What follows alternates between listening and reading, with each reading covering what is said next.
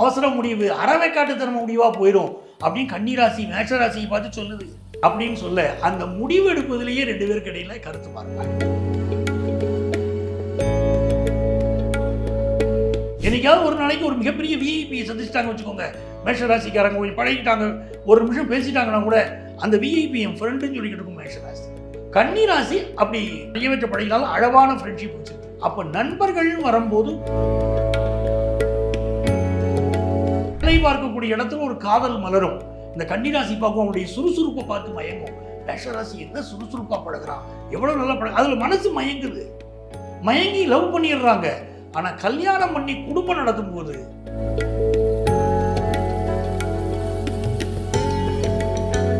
முருகனுக்கு 9 தீபங்கள் ஏற்றி இவர்கள் வழிபாடு செய்யணும். இவங்க வீட்டுக்கு பக்கத்தில் இருக்கிற கோயில மண் அகல் விளக்கு ஏற்றணும்.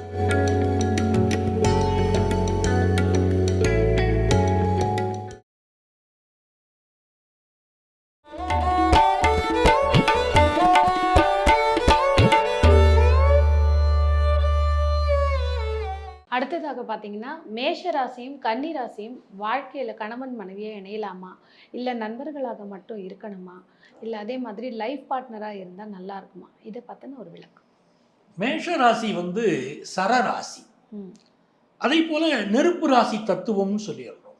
கன்னி ராசியை பார்த்தீங்கன்னா அது உபயராசி, பிறருக்கு உதவி செய்வதில் வல்லவர்கள் கன்னிராசிக்காராங்க. கலைகளில் ரொம்ப ஈடுபாடு, புத்திசாலித்தனம். மிதுன ராசியும் புத்திசாலித்தனம் தான், கன்னிராசியும் புத்திசாலித்தனம் தான். ஆனால் கன்னிராசியுடைய புத்திசாலித்தனம் எப்படின்னு கேட்டிங்கன்னா உணர்ச்சி வசப்படாத புத்திசாலித்தனம். எதையுமே நிதானமாக ரொம்ப அறிவுபூர்வமாக செய்யக்கூடிய ஆற்றல் அந்த கன்னிராசிக்கு இருக்கு. அப்போ மேஷராசிக்காரர்கள் அவசரமாக எடுக்கக்கூடிய முடிவுகளை கன்னிராசியை சேர்ந்தவர்கள் ஒத்துக்கொள்வதில்லை. நிறுத்தி நிதானமாக முடிவெடுப்போமே, உனக்கு ஏன் இவ்வளவு வேகம், ஏன் இவ்வளவு அவசரம் அப்படின்னு கன்னிராசி மேஷராசியை பற்றி கேட்கும். ரெண்டாவது, கன்னின்னு சொல்லும்போது பிஸ்னஸ் மைண்டு நிறைய இருக்கும். இந்த மேஷராசியில் எல்லா நேரமும் அந்த பிஸ்னஸ் மைண்டு அதை ஏற்றுக்கிடாது. அப்போவும் உங்களுக்குள்ள டிஃப்ரென்ஸ் ஆஃப் ஒப்பீனியன் வருது. நான் ஒரு விஷயத்தில் வேகமாக செயல்படணும்னு சொல்கிறேன், நீங்கள் நிறுத்தி நிதானமாக பார்த்துக்கலாம்னு சொல்கிறீங்க. இந்த விஷயத்தில் வேகமாக செய்து தீரணும் அப்படின்னு மேஷராசி சொல்லும். எதுக்கும் உனக்கு இந்த அவசரம், நீ நிதானமாக செயல்பட்டா போருமே, எல்லா விஷயத்தையும் உனக்கு அவசரம் தானா அப்படின்னு கன்னிராசிக்காரு கேட்பாங்க. என்ன காரணம்? கன்னிராசி பூமி ராசியாக இருக்கு, நிலராசியாக இருக்கு. அப்போ அந்த பூமி ராசி அப்படின்னு ஒரு ராசியை நம்ம சொல்லும்போது அது நிதானமாக செயல்படக்கூடிய ராசியாக அது அமைஞ்சிருது. அதாவது ஸ்ட்ராங் டிசிஷன் நான் எடுக்கணும், நிதானமாக செயல்படும், எனக்கு இந்த பரபரப்பு வேண்டாம் அப்படின்னு மேஷராசியை பார்த்து கன்னிராசி சொல்லுது. அங்கதானே சிக்கல். மேஷராசிக்கு எல்லாமே வேகம், அந்த வேகத்தில் ஒத்துக்கொள்ள. ஆனால் கலைகளில் பெரிய ஆர்வம் கன்னிராசி. எல்லாரும் மீது அன்பு காட்டுவதில் கன்னிராசி நம்ம குறை சொல்ல முடியாது. புத்திசாலித்தனமான முடிவு தான் எடுக்கணும், அவசர முடிவு அறவைக்காட்டுத்தனம முடிவாக போயிடும் அப்படின்னு கன்னிராசி மேஷராசியை பார்த்து சொல்லுது. உன் முடிவு அறவைக்காட்டுத்தனமான முடிவாக போயிடும். ஒரு நாள் மேஷராசி இப்படி ஒத்துக்கிடாது. நான் எடுத்து எந்த முடிவு தோத்து போச்சு. ஒரு சில முடிவு அப்படி போனால் போகுது, ஆனால் நம்ம இந்த விஷயத்தில் வேகமாக தாங்க முடிவு எடுக்கணும் அப்படின்னு சொல்ல அந்த முடிவு எடுப்பதிலேயே 2 பேருக்கு இடையில கருத்து மாறுபாடு. கன்னிராசியுடைய அடிப்படை தத்துவம் என்ன அப்படின்னு பார்த்தீங்கன்னா, கன்னிராசியில் ஒரு பெண் இருக்காங்க. கன்னிராசிக்கு 3ஆம் இடத்துக்கும் 8ஆம் இடத்துக்கும் அதிபதி செவ்வாய். அப்போ கணவரோட பல நேரங்களில் கன்னிராசி பெண்ணுக்கு கருத்து மாறுபாடு வரும். அட்டமத்து அதிபதி செவ்வாயா இருக்கானே, இவனுடைய கம்யூனிகேஷனுக்குள்ள ப்ராப்ளம் வருமே இல்லையா? அப்போ ஒத்து வராது, தப்பா போயிடும். ஒரு ராசிக்கு அடுத்த மேஷராசிக்கு கன்னிராசி 6வது ராசி, கன்னிராசிக்கு மேஷராசி 8வது ராசி, சஷ்டாஷ்டகம் வருது. மனசு ஒத்து போகாது, சேர்க்கக்கூடாது. 2 பேருடைய மனசு ஒத்து போகாத இடத்துல நிதானமாக ஒருத்தருக்கு ட்ரெடிஷ்னல் ஃபுட் பிடிக்குது, ஒருத்தருக்கு ஃபாஸ்ட் ஃபுட் பிடிக்குது. அவங்கவுங்க விஷயத்தில் அது கரெக்டு.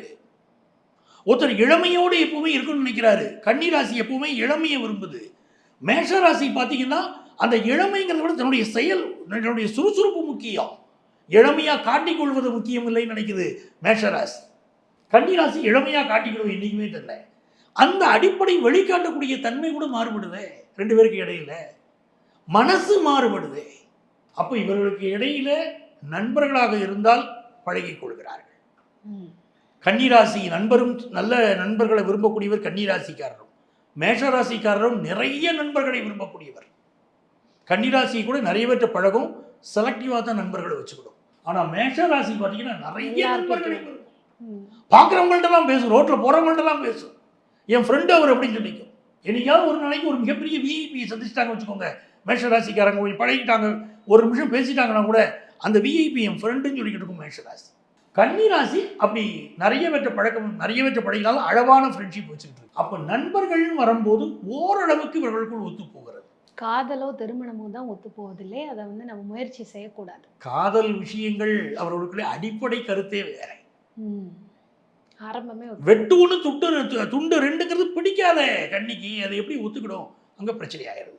ஆனால் திருமணம் வந்துச்சுன்னா டைவர்ஸ் ஆகுது நிறைய பேருக்கு. மேஷராசி கன்னிராசிக்காரங்களுக்கு இடையில நிறைய பேருக்கு டைவர்ஸ். திருமணம் செய்யாமல் இருப்பதானே நல்லது. கண்டிப்பாக செய்தால் பிரச்சனையாக தானே வருது. குழந்தை வளர்ப்பு அப்படின்னு எடுத்துக்கிட்டிங்கன்னா, குழந்தை வளர்ப்பில் கன்னிராசி அக்கறை காட்டலை அப்படின்னு மேஷராசி கம்ப்ளைண்ட் பண்ணும். மேஷராசிக்கு தான் பொறுப்பு இல்லை அப்படின்னு கன்னிராசி இதை சொல்லிக்கிட்டு இருக்கோம். உனக்கு சரியான முறையில் வளர்க்க தெரியல அப்படிங்கும். பிள்ளை வளர்ப்பிலும் டிஃபரன்ஸ் ஆஃப் எல்லாமே பறந்துபட்ட பார்வைங்க. கன்னிராசிக்கு பார்த்தீங்கன்னா ஒரு பறந்துபட்ட பார்வை. நீங்கள் வந்து இந்த பையன் இப்படித்தான் இருக்கு, அவன் வரட்டும், சுதந்திரமாக விடு அப்படின்னு சொல்லக்கூடிய நேச்சர் கன்னிராசிக்கு இருக்கு.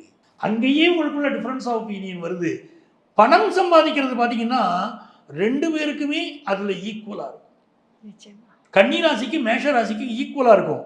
வேலை பார்க்கக்கூடிய இடத்துல ஒரு காதல் மலரும். இந்த கன்னிராசி பார்க்கும், அவனுடைய சுறுசுறுப்பை பார்த்து மயங்கும். மேஷராசி என்ன சுறுசுறுப்பாக பழகிறான், எவ்வளோ நல்லா அதில் மனசு மயங்குது, மயங்கி லவ் பண்ணிடுறாங்க. ஆனால் கல்யாணம் பண்ணி குடும்பம் நடத்தும் போது எந்த நாளும் ஒரு அவசர புத்திக்காரன் அப்படின்னு கன்னிராசிக்காரங்க சொல்கிறாங்க. எந்த சுறுசுறுப்பை இவங்க ரசித்தாங்களோ அதையே இப்போ அவசர புத்தின்னு சொல்கிறாங்க. அப்போ அவங்களுக்கு இடையில் ஒத்து போக மாட்டேங்குது. அப்போ மேஷராசியும் கன்னிராசியும் சேர்க்கக்கூடிய ராசிகள் இல்லை. சேர்க்காமல் இருப்பது நல்லது. ஆமாம். ஓகே, ஒருவேளை சேர்ந்துட்டாங்க, வாழ்ந்துட்டாங்க, இப்போ வந்து இதே நீங்கள் சொல்கிறது உண்மையா, நாங்கள் பிரிவு மனநிலையில் தான் இருக்கோம், எங்களால் இனிமேல் வாழ முடியாதுன்னு சொல்கிறாங்க. அந்த மனநிலையை தாண்டி சேர்ந்து வாழறதுக்கு என்ன செய்யலாம்? பொதுவாக இவர்கள் இரண்டு பேர் ஜாதகங்களையுமே சேர்க்காமல் இருப்பது தான் நல்லது. ஜோதிட சாஸ்திரத்தில் நம்ம வந்து இவர் சேர்த்தவர்களை எல்லாமே நான் பார்க்கணும், பலருக்கு பிரச்சனையோட தான் நான் பார்த்துக்கிட்டு இருக்கேன். சப்போஸ் சேர்ந்துட்டாங்கன்னா இப்போ நம்ம சொல்கிற பரிகாரங்கள் பொதுவான பரிகாரம் சொல்கிறோம். அவங்கவங்க ஜாதகத்தில் அவங்க லக்னம் என்ன, இந்த காம்பினேஷன்ஸ் பார்த்துட்டு தான் முடிவு பண்ணணும். ஆனால் அங்கே ஒரு நெருப்பு ராசியாகவும் இங்கே நிலத்தத்துவ ராசியாகவும் இருக்கிறத நம்ம பார்க்கணும். அப்போ நம்ம வீட்டுக்கு அருகிலே இருக்கக்கூடிய முருகன் கோயிலுக்கே நம்ம போகலாம். அந்த முருகன் கோயிலில் 9 தீபம் ஏற்றணும். முருகனுக்கு 9 தீபங்கள் ஏற்றி இவர்கள் வழிபாடு செய்யணும். இவங்க வீட்டுக்கு பக்கத்தில் இருக்கக்கூடிய கோயிலில் மண் அகல் விளக்கு ஏற்றணும். இவங்க ஏற்றக்கூடிய தீபம் பித்தளை தீபத்தை பற்றி நம்ம பேசலை, மண் அகல் விளக்கு. எங்கள் வீட்டில் நான் விளக்கு போடுறேன் சார், தங்க விளக்கு வெள்ளி விளக்கு போடுவேன், அதெல்லாம் இங்கே வேலைக்கு ஆகாது. இவர்கள் என்ன செய்யணும், மண் அகல் விளக்கு. மண் அகல் விளக்கு 9 தீபங்கள் ஏற்றணும். ஏற்றி முருகப்பெருமானை அப்படி வழிபடணும். இந்த கிழமைகள் பொதுவாக இவர்கள் வந்து செவ்வாய்க்கிழமைகள் வழிபாடு செய்கிற போது அற்புதமான பலன் தரும். பிரச்சனை இல்லாமல் வாழ்க்கையை ஓட்ட முடியும். ஏதோ சமாளிச்சு ஒரே வீட்டில் அப்போ கூட 2 பேரும் கருத்து மாறுபாட்டோடு தான் வாழ்ந்துக்கிட்டு இருக்காங்க. இதுக்கு லக்ன ரீதியாகவும் கடத்தர கிரகங்கள் இருக்கு பாருங்க, செவ்வாய் சுக்கிரன் 2 பேர் ஜாதகத்தில் எப்படி இருக்காங்க அப்படின்னு பார்த்து நம்ம பரிகாரம் பண்ணினா தான் அது நல்ல பரிகாரமாக இருக்கு. நிச்சயமாக. ஏன்னா இது வந்து நம்ம ஒரு அவேர்னஸ் மாதிரி கொடுக்குறோம். ராசியை மட்டுமே பேஸ் பண்ணி இந்தந்த ராசிகளாக இணைக்க வேண்டாம், தவிர்த்துடுங்க. ஸோ தட் விவாகரத்தை நம்ம வந்து அந்த அளவு கொண்டு போக வேண்டாம். அருமை.